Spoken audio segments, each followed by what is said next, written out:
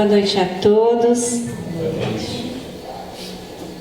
É sempre muito bom estarmos aqui novamente, já que tivemos a possibilidade de estarmos então nos confraternizando, enquanto outros irmãos ainda não têm, acho que não está pegando? Ainda distantes do Evangelho, não podem viver esse momento de alegria que agora nós estamos, podendo nos aproximar mais de Cristo, do seu amor, do envolvimento de nosso Pai. E assim, mais uma vez, nesta noite, nessa casa de Jesus, neste trabalho que hoje recebe a nossa irmã Doroteia, que faz parte da programação do mês espírita da 16ª URI, é o 6º ano, ela está aqui conosco nessa programação, nós estamos muito felizes com isso. O tema que ela está trazendo é Sem Medo de Viver. Então vamos iniciar a reunião de nossa casa. Nesta noite que chega, que já vem trazendo para nós os momentos para nos pacificarmos, serenarmos, quando o sol se vai e o céu, embora um pouco nebuloso, mas sabemos que permanecem as estrelas a brilharem, a cintilarem nesse imenso universo de nosso Pai. E assim, nos tranquilizando, nos acalmando, que possamos mais uma vez abrirmos os nossos corações, silenciarmos um pouco a nossa mente tão inquieta e consigamos assim, nesse ambiente de paz, de serenidade, estarmos prontos, sempre com o sentimento de gratidão. A gratidão sempre deverá estar em primeiro lugar, porque assim conseguimos dar esse espaço necessário para recebermos os ensinamentos, as bênçãos, a graça que essa casa nos proporciona. Que cada um de nós, nesse momento, tenha a certeza de que já está sendo acolhido nas suas necessidades, que os seus sentimentos, os seus desejos, as suas ansiedades já estão sendo ouvidas, e assim que possamos estar abertos para esse auxílio. Rogando sempre as bênçãos para esta casa, para os trabalhadores desta casa, aos nossos mentores espirituais, que possamos ter sempre essa referência, esse amparo, essa proteção. E que mais uma vez nesta noite possamos fortalecer a nossa fé, a nossa esperança, o nosso desejo sincero de sermos melhores a cada dia. E assim, nesse envolvimento de paz, que possamos também passar uma energia que acolha a nossa querida Doroteia para esse trabalho que ela com muito carinho estará nos oferecendo. E assim, que possamos dar prosseguimento com a palestra da nossa irmã Doroteia. Boa noite. Alegria imensa. Há pouco estivemos aqui nessa casa, mas a alegria sempre do retorno a essa casa bendita de Jesus. Desta feita, como ela mencionou, no 6º mês espírita da 16ª URI, que nos propôs um tema esse ano interessantíssimo, não é? Desafios coletivos da humanidade. E logo que veio o convite, surgiu em mente o tema medo. nós vamos abordar sem medo de viver, porque o medo, ele se tornou o maior problema psicológico do nosso tempo. Ele virou parte do nosso dia a dia, do dia a dia de todo mundo. E quando a gente vai buscar as estatísticas, que já eram altas, como ela bem aqui pediu, né, sobre a nossa ansiedade, nós brasileiros estamos no primeiro lugar em ansiedade, em casos de ansiedade, de depressão. Ansiedade ligada ao medo, como vamos ver nessa noite. E pós-pandemia piorou, porque aumentou 25% no mundo todo. E no Brasil, os índices de ansiedade estão em 65% da população. Logicamente, nós estamos na casa de Jesus e nós temos que lembrar dele, do Mestre. E ele nos orientava já há 2000 anos. E tendo medo, disse ele, através dessa parábola, escondi na terra o teu talento. Mateus 25, 25. Ele já trabalhava os nossos medos. Lá em Marcos, naquele dia, ao cair da tarde, Jesus disse aos discípulos: passemos para a outra margem. Eles pediram, as multidões levaram Jesus do jeito como ele estava. Os outros barcos o acompanharam. Veio então uma ventania tão forte que as ondas do mar jogavam dentro do barco ondas, água. E esse se enchendo de água, Jesus na parte de trás dormindo sobre um travesseiro. E os discípulos acordaram apavorados: mestre, mestre, não te importa que nós estejamos perecendo? Ele se levantou e repreendeu o vento e o mar: silêncio, cala-te. O vento parou, fez uma grande calmaria e Jesus disse: por que sois tão medrosos? Ainda não tendes fé? Eles sentiram grande temor e comentaram uns com os outros: quem é esse? Quem é esse a quem obedece o vento e o mar? Depois vem a magna doutrina espírita, o Consolador prometido, e também lá na obra de Chico Xavier, vindo pelas mãos de Chico, através do espírito André Luiz, ele vem nos relatar um diálogo de Narcisa, e nesse diálogo Narcisa vai contar para ele o que o governador do nosso lar falou.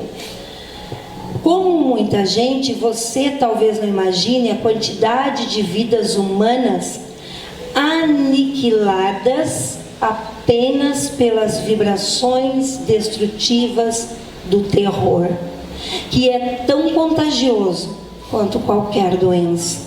Classificamos o medo como um dos piores inimigos do ser humano, porque ele se aloja na alma, alcançando as forças mais profundas. Então aqui o governador, ele vai colocar o medo como sendo uma moléstia de perigosa propagação, tão contagioso quanto uma moléstia de perigosa propagação, um dos piores inimigos da criatura. E se a gente buscar ainda mais embasamento, nós vamos lá agora para o mito de Teseu. Vamos falar de Jesus, vamos falar da doutrina espírita, vamos colocar aqui o mito de Teseu e depois no meio a gente vai cruzando as informações. Lá no mito de Teseu, para quem não se lembra, Ariadne se serviu de um novelo de linha para guiar os passos de Teseu pelos corredores escuros do labirinto. Então os jovens atenienses, todos que caíam naquele labirinto, morriam. E Teseu, ao se jogar lá no labirinto, foi aí guiado pelo fio de Ariadne.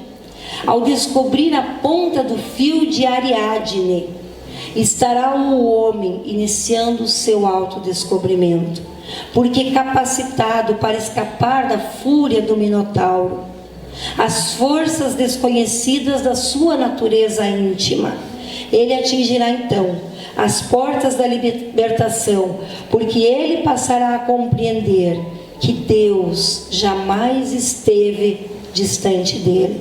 Ele é que não havia percebido em si a presença de Deus.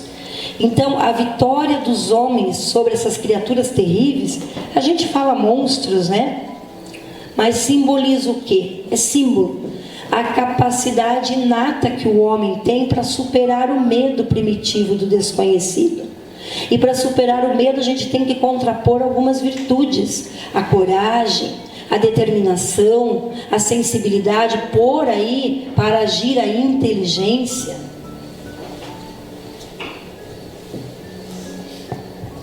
Nós iniciamos com o mito de Ariadne. Por quê? Porque o Espiritismo, ele pode nos oferecer o fio de Ariadne. Nós, humanos, somos como Teseu. Quando nós nos dispomos a percorrer o labirinto da vida, voluntária e corajosamente, quando nós nos dispomos a lutar contra esse monstro voraz que nos espera. E o que pode ser esse monstro? Ele pode ser o nosso interior, os medos que carregamos, as dificuldades, os defeitos, os vícios, que pode nos devorar a qualquer momento, mas também pode ser o exterior, os obstáculos, as dificuldades, as doenças, as tristezas, que poderá nos derrotar, fazer com que nos percamos no caminho. Porém, como conseguiremos matar o monstro? Ou seja, terminar a tarefa, voltar para a casa do Pai, vitoriosos, felizes pelo dever cumprido, sem uma ajudinha do céu? O Espiritismo pode ser esse nosso fio de Ariadne, essa ajuda do céu, porque nos oferece valiosas ferramentas para percorrer esses inúmeros labirintos, para superar as armadilhas que nos são colocadas, aqueles desafios que são colocados, que são muitas vezes inesperados por nós. Até o monstro, quando nós chegarmos no monstro que nós queremos eliminar. Quantas vezes ao longo da nossa vida nós já nos sentimos impotentes diante de um monstro? Quantas vezes nós nos entregamos como esses jovens atenienses, não nos dando chance de lutar? Então, percorrer o caminho da vida, essa nossa reencarnação, sem ter ao menos um fio para nos guiar, é como nos entregar ao destino sem exercer o nosso livre-arbítrio, é nos atirar. Então, lembrando mais uma vez, nos munir de coragem, de determinação, de sensibilidade, utilizar a inteligência.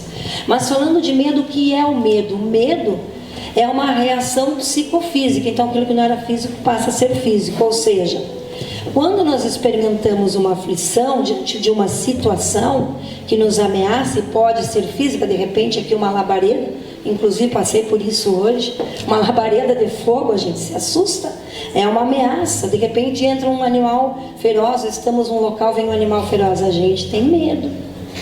E como que a gente reage, né? A gente, nessa sensação de perigo iminente, a gente acaba transparecendo na fisionomia. O medo é um gigante enraizado profundamente, e ele se alimenta da necessidade de preservar a vida ante o perigo. Mas se ele se aliar à imaginação, aí começa a criar as neuroses, e aí pode paralisar completamente a vida de uma pessoa. Então, estudos comprovam, vejam bem, essa estatística é antes da pandemia. Imaginemos agora, com os dados que eu coloquei no início, que sentimos 10 vezes mais medo do que os nossos pais sentiam. O mundo inteiro está mergulhado nele. A gente acorda, escova os dentes, sai, já tem medo de ser assaltado, medo de ser atropelado, medo de chegar no emprego e estar agora dispensado. Ou seja, medo de entrar no avião, que o avião caia, medo de ir no médico e que o diagnóstico seja o pior possível, medo de que alguma coisa ruim aconteça com aqueles que mais amamos. Então nunca houve tantos motivos para sentir medo, e isso de certa forma está nos afetando. Então, segundo dados do Instituto Nacional de Saúde Mental dos Estados Unidos, 20,8% das pessoas têm transtorno da ansiedade, mas como eu disse para vocês, isso era antes da pandemia, aumentou 25% a nível mundial, e é 10 vezes mais do que na década de 80. Então ele se tornou sim o maior problema psicológico do nosso tempo e virou parte do nosso dia a dia. Do que nós temos medo? Medo do desconhecido, que daí também pode entrar a morte, né? O que será que a gente vai encontrar no plano espiritual? Alguns têm medo de altura, medo de se relacionar, medo de avião, medo do escuro, medo existencial. Colocou André Luiz no livro No Mundo Maior: o cérebro é um órgão sagrado, olha que lindo, da manifestação da mente, em trânsito da animalidade primitiva para a espiritualidade humana. Então ter medo em si não é ruim. Nós só estamos aqui porque os nossos antepassados, que quiçá não fomos nós mesmos, não é? Lá no passado longínquo, fugiam do perigo. No livro Um Cérebro, Duas Mentes, é colocado que o cérebro humano quase que triplicou ao longo da evolução. Então ele passou de 600 centímetros cúbicos do Homo habilis há 2 milhões de anos, aos 1.400 centímetros cúbicos no Homo sapiens há 150 mil anos atrás. Então, o que significa isso? A nossa massa cinzenta, ela foi crescendo, ganhando mais camadas, e aí cada vez mais complexas que a anterior, até chegar ao neocórtex, aquela parte mais externa, aquela parte enrolada que parece uma linguiça, que é responsável pelas funções mentais, pensamento, linguagem. Então tudo de racional que nós temos está ali. Só que mais lá para dentro, lá vamos dizer nossa linguagem, né? A Jane é médica, mas nós não. Então, naquela nossa linguagem bem comum, mais lá dentro, lá no miolo do cérebro, existe uma outra coisa, o sistema límbico, que é a parte mais primitiva e vai coordenar as nossas reações instintivas. Então, de repente, como aconteceu conosco há uns anos atrás, lá no Rio Grande do Sul, andando lá pelos cânions, lá, né? Vai se aventurar. De repente uma cobra. Então quando você está passando por um lugar assim e vê uma cobra, você se assusta e imediatamente você pula para trás, porque ali tem um perigo iminente, não é? É uma reação instantânea. Como as cobras eram perigos para os nossos ancestrais, com a evolução isso ficou moldado no nosso cérebro, e os medos são disparados pela parte mais primitiva do cérebro. Então nós teríamos como se fosse o sistema 1, rapidamente falando, e o sistema 2. O sistema 1, ele é intuitivo, ele é rápido, ele é emotivo, ele é inconsciente, ele é automático. Você vê uma cobra, automaticamente você salta para trás. O sistema 1 em ação.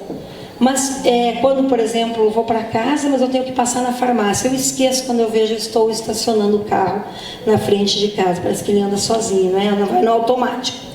Já tudo que a gente faz sem pensar, inclusive sentir medo, é esse sistema 1 em ação. O sistema 2 é o contrário, é o pensamento. Então ele é lento, ele é consciente, ele é racional. O sistema 1, ele é o autor secreto de muitas escolhas, julgamentos, de muitos julgamentos que nós fazemos. Isso quem explica é o israelense Daniel Kahneman. Kahneman é ganhador do Prêmio Nobel de Economia e autor de um livro, Rápido e Devagar.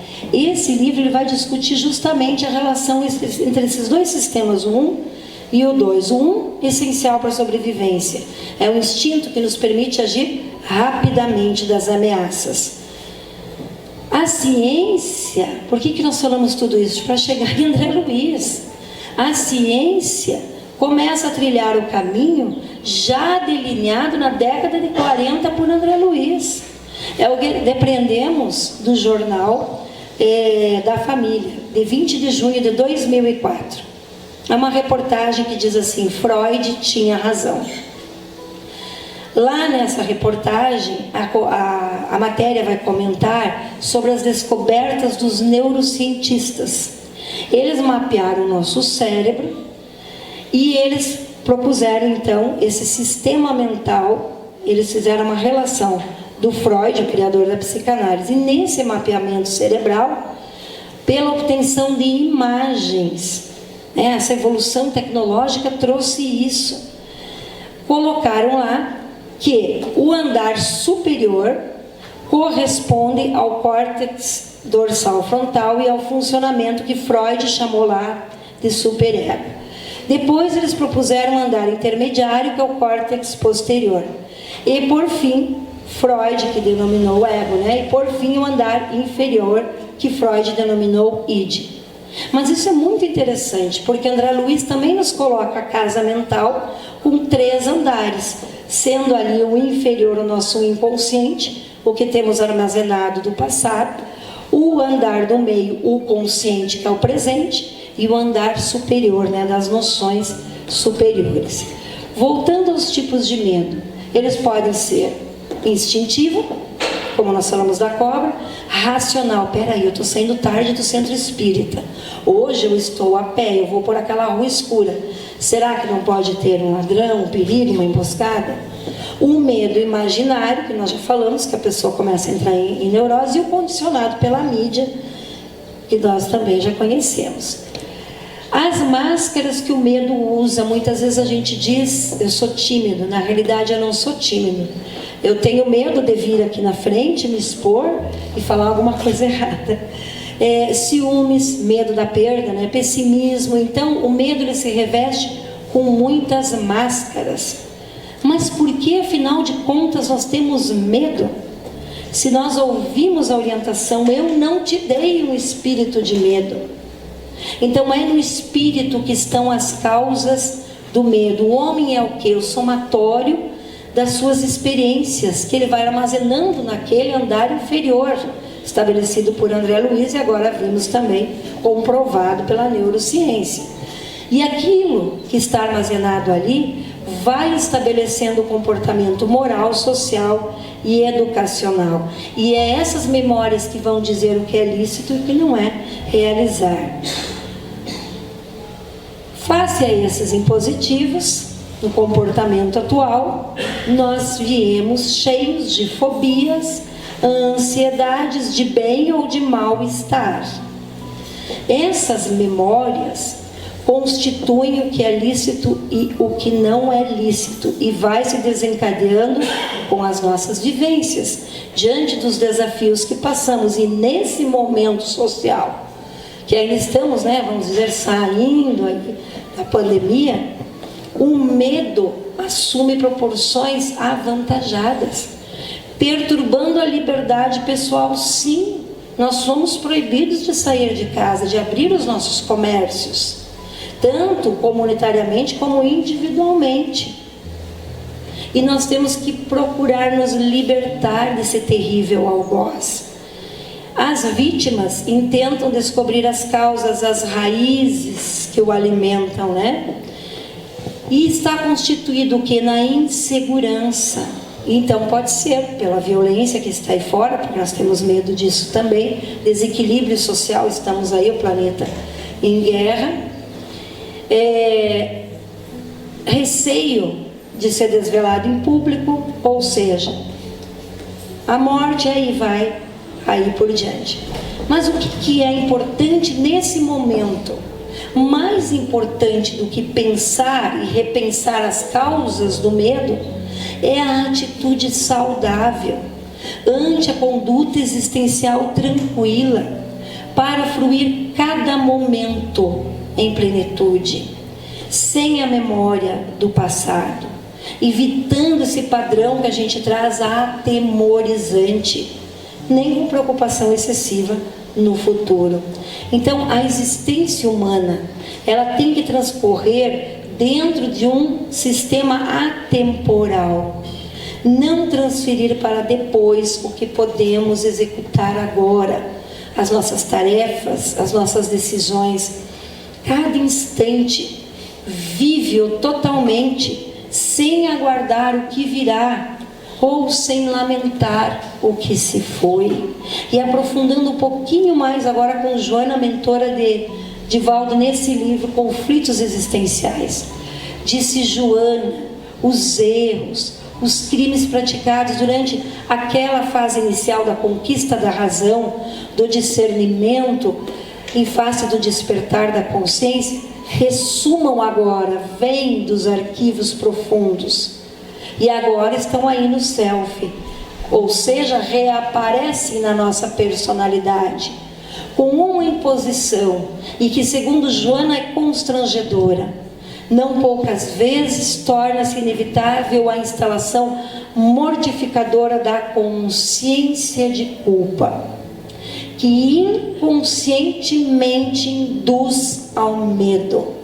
Olha a raiz, a herança da culpa no inconsciente.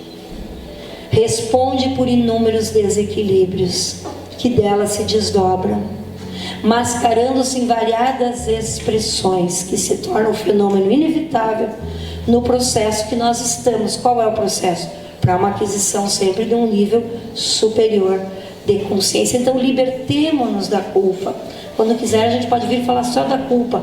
É um assunto técnico, é um assunto pesado, mas é necessário. Quanto nós carregamos de peso nas nossas costas. E aprofundando um pouco mais na parte científica da doutrina espírita, nesse livro Jorge Andréas, Segredos do Espírito, vai nos falar que a zona espiritual é a região que abriga a história de cada ser, tudo que ele vivenciou, tudo que ele experienciou. Então, quanto maior for o lastro de experiência dele, maior é o alicerce espiritual que abrigará. Quanto maiores foram as jornadas na carne, as reencarnações, maiores são os lastros que a experiência adquirida demonstra, e vai vendo a situação evolutiva daquele ser. Mas como é complicada essa parte científica da doutrina. Então vamos pegar um exemplo do Joãozinho. Joãozinho estava sofrendo muito. Ele estava com sintomas do pânico. Ele começou a sentir isso mais ou menos 2 anos, porque ele procurou um especialista, e o especialista então perguntou para ele, o doutor perguntou: há quanto tempo você está sentindo? 2 anos mais ou menos, com essa sensação desagradável, boca seca, cabeça que parecia girar, até que um dia ele teve uma crise de pânico, e ele então parou o carro passando muito mal, e a partir daquilo ele começa a ficar em casa, que só ia acontecer com as pessoas, né? Começam a entrar até em depressão. E daí ele começou a sentir medo de sair de casa e passar mal. Então à noite ele também não conseguia dormir. Aí ele foi então no médico, porque ele não frequentava mais festas, enfim. E o terapeuta colocou ele em regressão. Durante esse transe, João chorou muito. Depois de 15 minutos de choro convulsivo, ele lembrou que 2 anos atrás o seu irmão o havia procurado, e que ele então havia negado auxílio ao seu pai, que estava em fase terminal de câncer. Ele veio procurar ajuda, ele disse que não, porque ele tinha uma mágoa muito grande do pai. Depois ele se arrependeu, mas o pai desencarnou, e depois de 2 anos, carregando a culpa, mesmo que inconsciente, começaram esses sintomas. Então o que Jorge Andréas, na parte científica, vem trazer para nós? Pequenas fontes energéticas, tudo é energia, isso a gente sabe, nessa mesa é energia condensada. Pequenas fontes energéticas se projetam na periferia do corpo, quase sempre como necessidade nossa construtiva, do espírito. Então as energias que nós escondemos, a gente tentou varrer a sujeira debaixo do tapete, os nossos atos negativos, mas uma hora tem uma necessidade de reequilíbrio, de reparação, e isso veio à tona. É quando a gente começa a sentir aquele cheiro e não tem mais jeito, tem que limpar.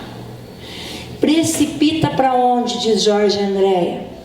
Se projeta para a periferia do corpo, para a reconstrução espiritual.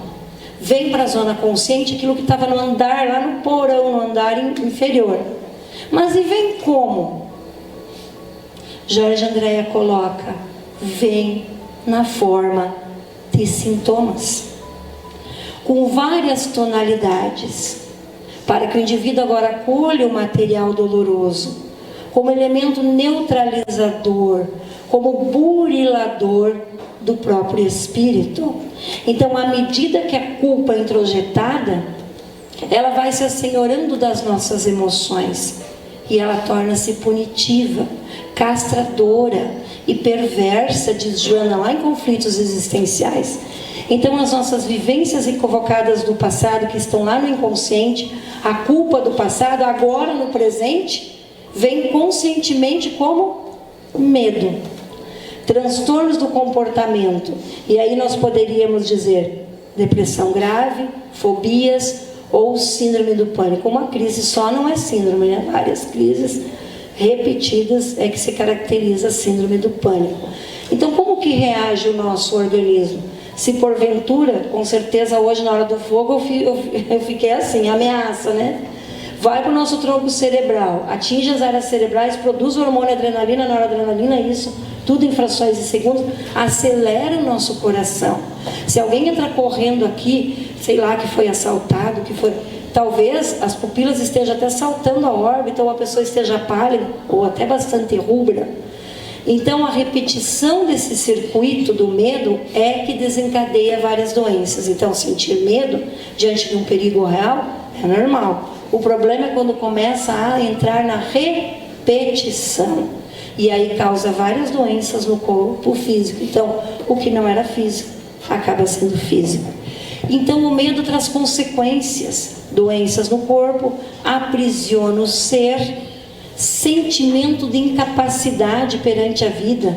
Parece que o espírito trava e a gente lembra Jesus.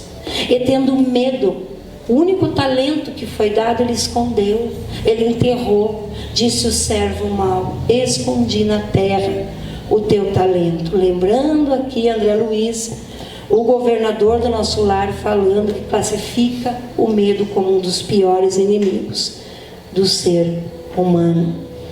Então, se nós elegermos o medo, a vida perde sentido.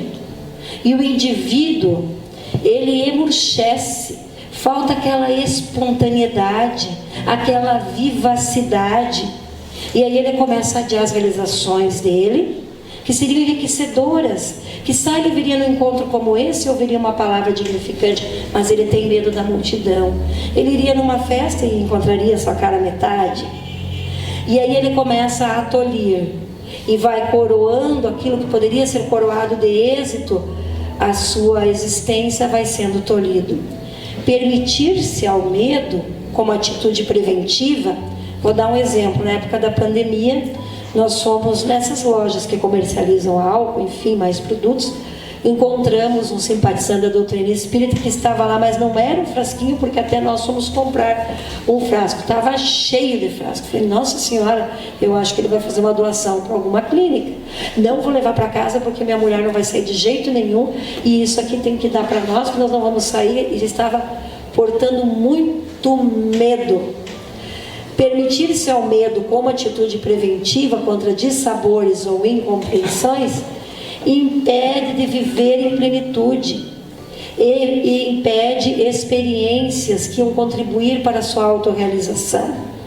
O medo inibe as belas florações de amizade, dos ideais superiores da vida que dão sentido, que dão significado. O medo traz frustrações nas ações, dificulta o progresso do espírito e deixa marcas profundas na memória. Todo medo deixa sequela na cadeia mental. O medo é um campo ainda aberto para nós espíritas, para os irmãozinhos infelizes. Então, afinal de contas, por que nós estamos ouvindo tudo isso essa noite? Para transmutarmos essa energia do medo. No mito de Teseu, o ápice da história é quando ele entra no labirinto, que representa o quê? A sua alma, o seu interior. Ele vai até o âmago destruir o mal que ainda está ali escondido. Não basta a coragem de uma espada, necessitamos a coragem de um espelho. Então, o que fazer para superar o medo? Trabalhar o autoconhecimento. Aí tem muita ferramenta na doutrina espírita. Coragem para manter contato, admitir, não, eu tenho medo. Vamos dar um exemplo de escuro. Confiança para o enfrentamento. Produção do bem. Desenvolver esse mecanismo de enfrentar. Legal, já descobri, é isso que eu tenho. Então eu vou enfrentar. E ir avaliando gradativamente aquilo que é realmente ameaçador e aquilo que é da nossa imaginação. Então o autoconhecimento é condição básica para qualquer tratamento. Os sintomas são mensagens codificadas do mundo interior, requerendo entendimento, diz Joana de Ângeles, e utilizar então essas ferramentas, amor, coragem, fé, que estão entrelaçadas.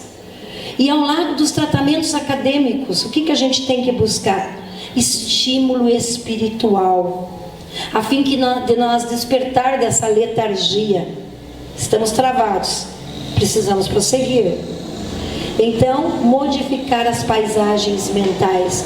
E aí a doutrina espírita nos propõe o tratamento espiritual, que não é só a fluidoterapia, não é só o tratamento do Manolo, né? Primeira etapa, conhecimento do sentimento, conhecimento do Evangelho de Jesus, da doutrina espírita. Como nós estamos? Podemos melhorar? Como? Segunda etapa, a gente vai entrar para a reflexão. Porque não adianta, eu li todas as obras lá, eu li o Pentateuco, eu li os romances do Chico. O conhecimento sem reflexão é morto, porque enriquece apenas o que desaparece com a morte, né? O cérebro, o corpo físico. O que Jesus me ensina para transformar, para vencer esse desafio, essa dificuldade? Todos os ensinamentos de Jesus são para ensinar o amor.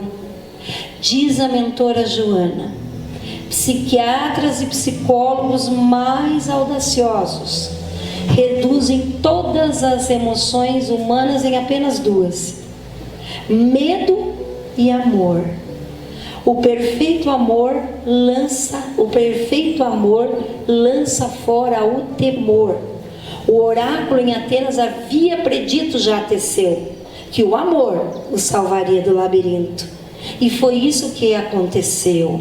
Quando ele acreditou no amor de Ariadne, o fio que ela lhe entregava, Teseu se salvou. E o Espiritismo é esse algo mais nas nossas vidas. É uma ferramenta de autoconhecimento. Nos oferece meio para nós lutarmos contra esses monstros interiores e exteriores também.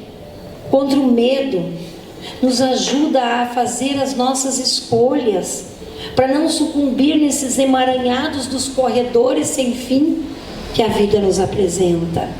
O amor é o antídoto eficaz para a superação do medo e a consequente eliminação. Em face disso, a escolha é de cada um: o medo ou o amor, já que os dois não convivem no mesmo espaço emocional. Será refletido sobre os ensinamentos de Jesus? O que a doutrina espírita, o que a evangelização de espíritos me ensina para transformar, para vencer o medo? Que sou espírito imortal, que venho para a terra para aprender, que na terra tudo é passageiro, que o meu destino é ser luz, é brilhar, que eu tenho potências que o Pai me ofertou, que eu preciso aprender a utilizá-las para progredir. Como será que está o meu pensamento?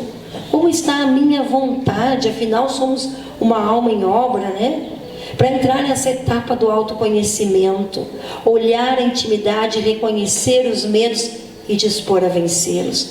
E o que eu já tenho, que aquisições eu já fiz nessa e em outras existências que conseguem me ajudar? Utilizar os recursos da prece, por exemplo. Essa oração ungida de sinceridade que brota do ímã da nossa alma, que nos libera das energias deletérias. vindo lá do fundo da alma, abre canal com a divindade, e da divindade fluem bênçãos. A partir desse momento tão singelo de vinculação, aumenta as cargas benéficas à medida que nós roguemos, não é? Assistência fraterna, assistir fraternalmente ao irmão, dar entendimento de sua evolução, dos seus pensamentos, dos seus sentimentos. Quantas pessoas nós atendemos na pandemia com medo de morrer, ou que perderam entes, né, queridos, mas os que tinham medo de morrer, então levar a palavra, assistência fraterna, um processo de educação, de evangelização, atender, esclarecer, amparar. Quanto agradecer ao paizinho Hugo, que por essa casa bendita nos alertou em fevereiro para abrir o trabalho lá das marmitas, sabedor que viria uma pandemia e que os nossos irmãos de rua lá em Londrina, estariam sem alimento, porque fechou o estabelecimento. E aquelas migalhas que eles ganhavam dos lanches que a gente deixa sobrar e dá do que sobra, ou os trocadinhos diante dos comércios, estavam fechados. E eles não tinham doação. Então aí amparar, educar o pensamento, o sentimento na nossa existência. Fluidoterapia. Logicamente, naquela época da pandemia estavam as casas fechadas, né? Mas fazia-se as vibrações, os grupos de oração à distância, ensinava-se a colocar a água fluidificada. As casas espíritas, muitas pararam as reuniões por determinações legais, mas como era no Hospital do Câncer, nós continuamos. E quantos nomes foram levados para a desobsessão, porque entraram naquela vibração do medo e pediam socorro, e aí os irmãozinhos eram encaminhados. A indução telepática do perseguidor faz que o vitimado ressinte-se de tudo quanto à sua volta possa trabalhar para a sua recuperação, pela reconquista da saúde e do equilíbrio. Então, quando ele não consegue mais sair daquilo sozinho, precisa de ajuda. Algumas dicas para enfrentarmos o medo. Nada me ocorrerá que não seja útil para o meu progresso, simplesmente porque Deus nada faz que não tenha utilidade. Acredito nas possibilidades favoráveis quando enfrento situações adversas. Isso veio, é para mim, é para o meu crescimento. Enfrento de forma progressiva o objeto causador do medo. O medo que sinto muitas vezes não vem do objeto, mas do meu mundo interior. Devo ter consciência das influências espirituais, as desfavoráveis, que aumentam, engrossam o caldo e faz a gente sentir mais medo, mas das favoráveis também, que se nós acendermos a luzinha da prece, nos auxiliarão a sair desse clima. Diante do medo de qualquer natureza é preciso calma, segurança, a fim de manter o equilíbrio e poder enfrentá-lo. Por fim, se a situação apresenta-se perversa, não tem mais saída, considera com alegria qual o mal que te pode acontecer, se somente atingirá o corpo frágil. Se eu morrer de Covid, eu fiz todos os protocolos, era assim a minha programação. Porque eu posso desencarnar de acidente, posso desencarnar, enfim, de outra moléstia, o coração. Somente atingirá o corpo frágil, ensejando que o espírito imortal avance totalmente na direção da grande luz. E não temas, nunca. Tenha vigilância interior. Estou com medo. A emoção do medo está tentando tomar conta de mim, mas eu sou mais que esse medo. Eu acredito na minha coragem, na essência divina que habita em mim. Nem que a gente repita todos os dias como um mantra, né? Eu tenho coragem, eu sou corajoso, eu sou corajoso. Eu estou construindo minha serenidade, harmonia interior, e nada irá interferir. Então, qual é o nosso maior desafio hoje? Não se deixar abater por nós mesmos. E quando o medo tentar tomar conta de ti, pensas que estás encarnado na terra para triunfar. O triunfo, no entanto, não está nos aplausos ou nas luzes da ribalta, nem nos sucessos mundanos que cega o coração e a mente. O triunfo é sobre ti mesmo, e para consegui-lo é preciso lutar. O Espiritismo faz ver as coisas de tão alto que o sentimento da personalidade desaparece de alguma forma diante dessa imensidão. Está lá no Livro dos Espíritos. Então, para finalizar, fé, confiança inabalável em Deus, Jesus, nos mensageiros sublimes, lembrando nas palavras do Mestre: no mundo tereis aflições, mas tende bom ânimo, eu venci o mundo. Eu sei que a palestra ela é forte, ela toca, porque de certa forma todos nós já passamos ou estamos passando por alguma situação, como bem colocado no tema do mês espírita, alguma situação desafiadora. Mas aqui nós vimos apenas algumas ferramentas, esse manancial divino que é essa nossa doutrina espírita. Procuremos estudar mais, participar mais, e com certeza aqui nós já estamos recebendo, e muito, e de forma gratuita. Logo mais teremos os passes, não é? Essa energia reconfortante.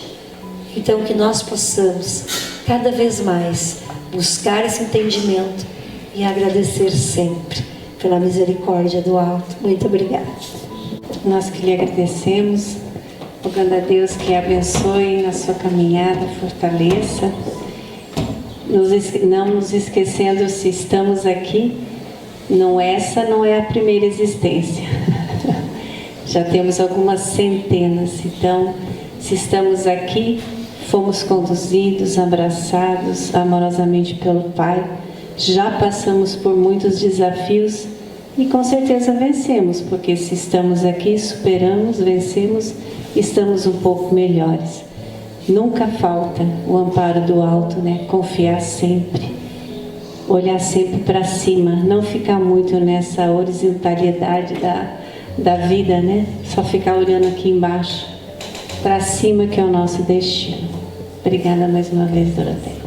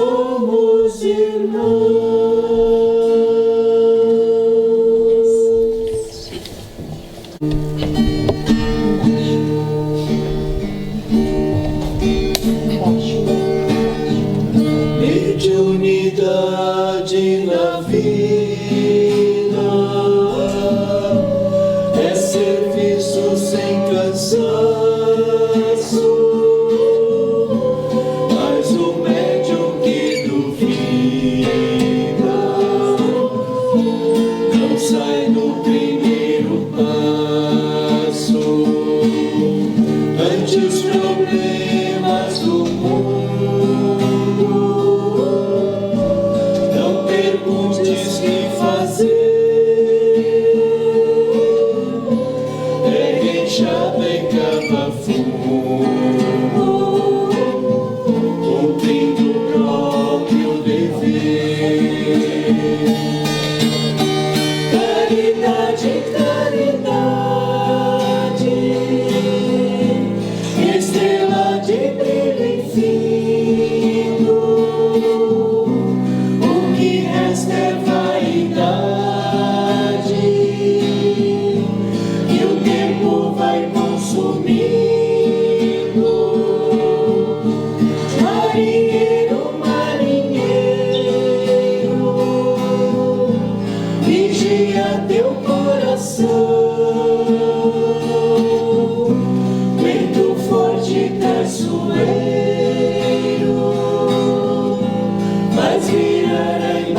coração. Conserve a mente ocupada, em tudo faz o melhor. Quem não se importa com nada, encontra sempre o pior. Não acreditas, amigo, em vitória sem lutar. Se queres vencer na vida, é preciso trabalhar. Caridade, caridade, estrela de brilho infinito. O que resta é vaidade, e o tempo vai consumindo. Marinheiro, marinheiro, vigia teu coração. Vento forte traiçoeiro faz virar a embarcação.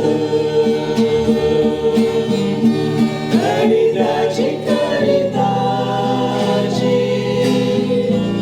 estrela de brilho infinito. O que resta é vaidade, que o tempo vai consumindo. Marinheiro, marinheiro,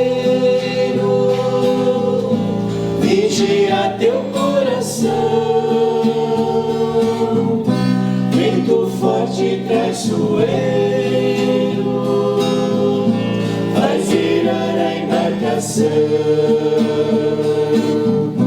Vento forte traiçoeiro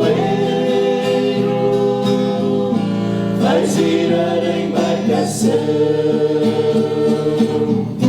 Vento forte traiçoeiro faz virar a embarcação.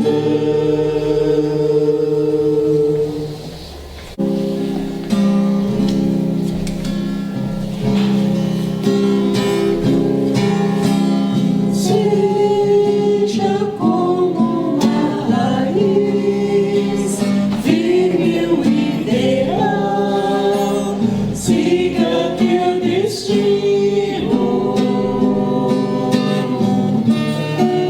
Ame a quem puder amar, e a mão a quem clamar. Se a pedra de você e deixa o sol nascer, pare e faça uma canção, abra o coração, que ele ajudará. Veja como é linda a flor, sinta o cheiro do amor. Seja irmão do teu irmão, Cristo é nosso pão. Ser fundo do mais fundo ser, o desejo do mais velho ser, ter a paz que finge ter, o mais puro e inocente ser. Ser alguém que pinte o sol e acorde as manhãs,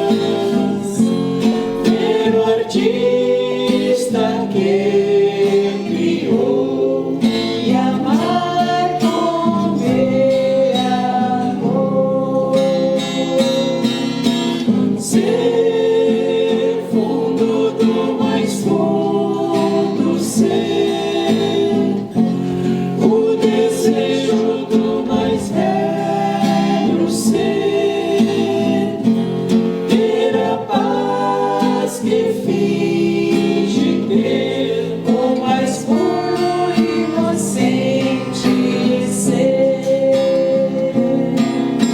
ser alguém que pinte o sol e acorde as manhãs, ver o artista que criou e amar como ele amou, e amar como ele amou.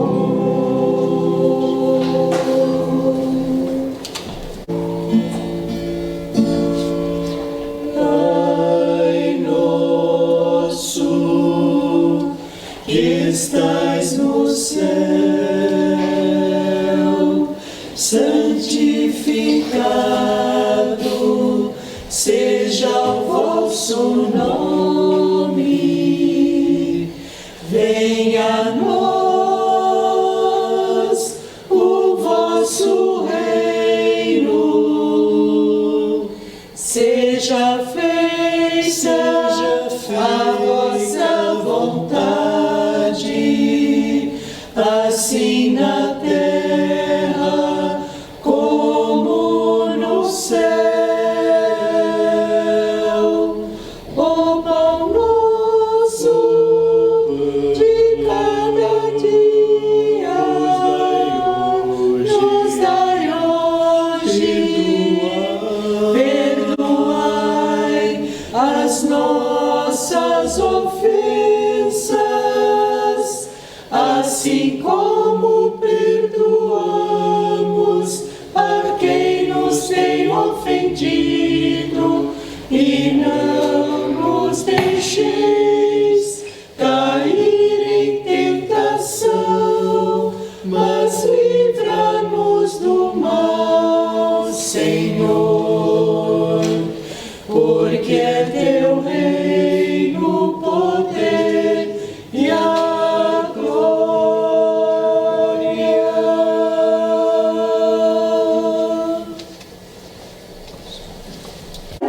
Convido todos a serenarem o coração, a agradecer a oportunidade de estarmos aqui reunidos, a oportunidade de, nessa existência, estarmos dispostos a ouvir os seus ensinamentos. Agradecemos a Jesus por tudo que nos ensinaste, pelos nossos medos, pela nossa ignorância ainda, em muitas vezes nos afastarmos do trabalho, mas que nós possamos sempre vencer esses nossos desafios, esses nossos medos, e estarmos dispostos a trabalhar juntos em união para um bem coletivo, o bem de todos. Abençoa, Senhor, principalmente o nosso planeta, serenando todos os corações, dando esperança, e que possamos, Senhor, por onde passarmos, levar o seu Evangelho em forma, às vezes não de palavras, mas de gestos, como um sorriso, um aperto de mão e assim por diante.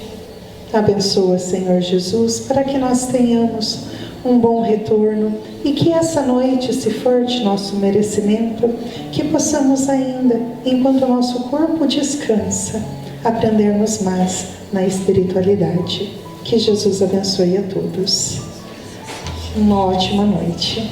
Que Deus abençoe.